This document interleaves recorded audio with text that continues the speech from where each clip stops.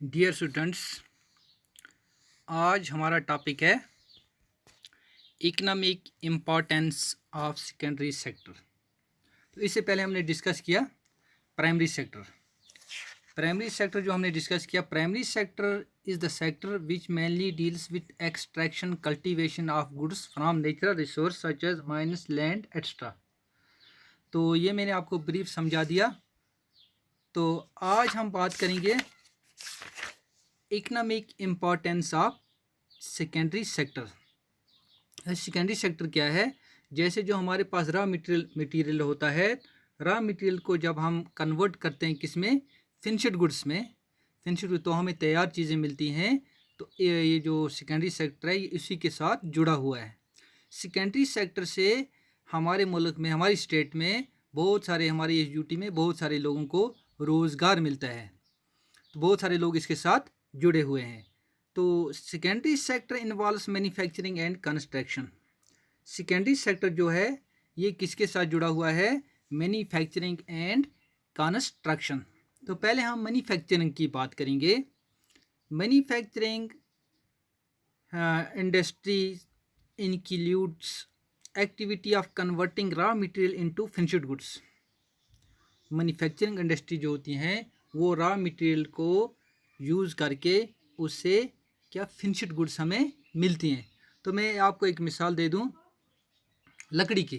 जैसे हमारे पास लकड़ी है, उस लकड़ी का हम जब इस्तेमाल करेंगे तो उसी लकड़ी से हम टेबल भी बना सकते हैं, उस लकड़ी से हम कुर्सी भी बना सकते हैं, उस लकड़ी से हम दरवाज़ा भी बना सकते हैं, उस लकड़ी से हम खिड़की भी बना सकते हैं और बहुत सारी चीज़ें हम उस लकड़ी से बना सकते हैं। उसी तरह से लकड़ी को प्रोसेसिंग करके हमने कन्वर्ट किया किस में, टेबल में किया, चेयर में किया, तो इसी को मैन्युफैक्चरिंग कहते हैं। तो इसके बाद हम थोड़ी सी नज़र डालेंगे हैंडीक्राफ्ट्स पर। हैंडीक्राफ्ट्स इंडस्ट्री जो JNK UT की है ये बहुत सारे लोगों को रोज़गार देती है। हैंडीक्राफ्ट्स जो हाथ से बनाई हुई चीज़ें उसको हम हैंडीक्राफ्ट्स कहते हैं। इसमें कारपेट्स आते हैं, शॉल्स आती हैं। तो पहले कारपेट्स के बारे में मैं थोड़ी आपको जानकारी दे दूं कि ये जो कारपेट है ये ज़ैनुल आबदीन साहब के वक़्त से यहाँ मुतारिफ़ हुआ है। तो उन्होंने सेंट्रल एशिया और पर्शिया से जो कारीगर थे उनको यहाँ लाया कि यहाँ शाल बाफ़ी का जो हुनर है यहाँ वो उसको सिखाया जाए।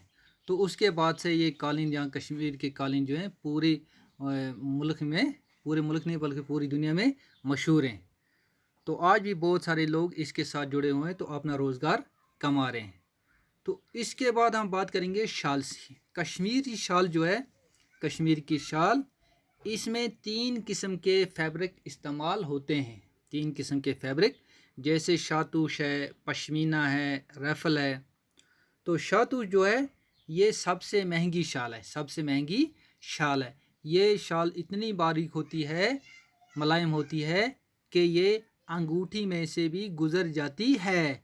इसीलिए इसको रिंग शाल भी कहते हैं। तो इसमें जो फैब्रिक यूज़ होता है वो तिब्बतियन एंटीलोप जो होता है 1400 मीटर की ऊंचाई पर जो रहते हैं उनका फैब्रिक इस्तेमाल करके ये शालें बनाई जाती हैं।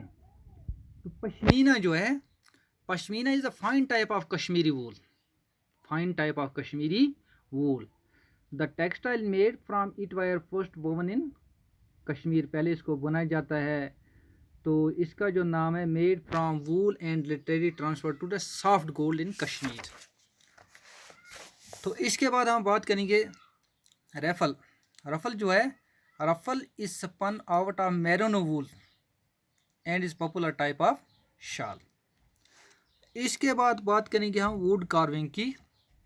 वुड कार्विंग आपको पता ही होगा कि जो लकड़ी होती है, लकड़ी पर चित्रकारी करते हैं, उस पर अलग अलग किस्म की तस्वीरें बनाई जाती हैं। Wood carving refer to creating designs on wood. Walnut is